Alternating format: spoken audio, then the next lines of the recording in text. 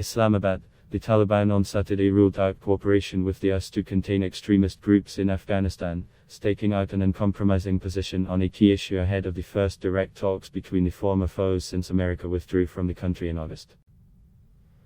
Senior Taliban officials and US representatives are to meet Saturday and Sunday in Doha, the capital of the Persian Gulf state of Qatar. Officials from both sides have said issues include reining in extremist groups and the evacuation of foreign citizens and Afghans from the country. The Taliban have signaled flexibility on evacuations.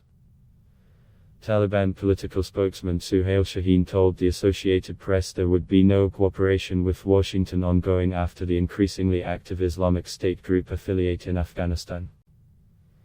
This has taken responsibility for a number of attacks, including a suicide bombing that killed 46 minority Shiite Muslims and wounded dozens as they prayed in a mosque.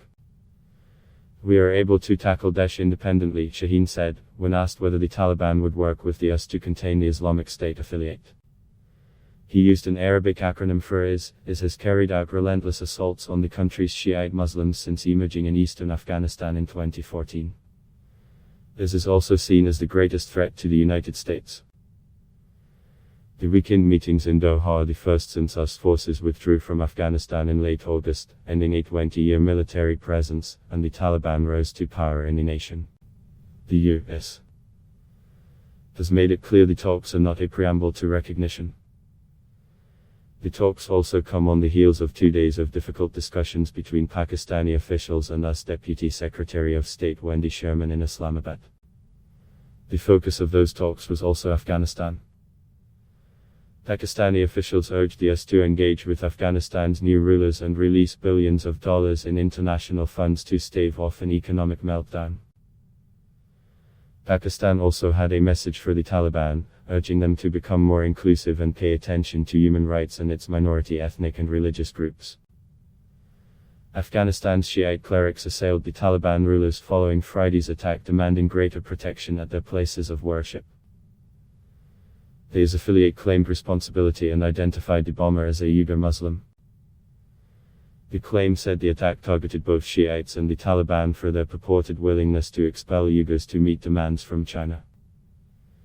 It was the deadliest attack since foreign troops left Afghanistan at the end of August. Michael Kugelman, deputy director of the Asia program at the US-based Wilson Center, said Friday's attack could be a harbinger of more violence.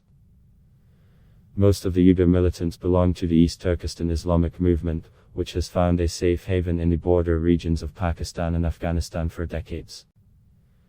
If the IS claim is true, China's concerns about terrorism in Afghanistan, to which the Taliban claims to be receptive, will increase, he tweeted following the attack.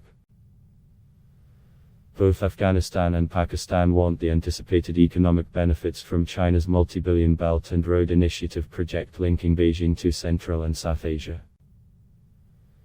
They have been willing to ignore China's persecution of its Muslim Uyghur population. Taliban spokesman Zabihullah Mujahid last month called the Chinese project the region's most important economic venture.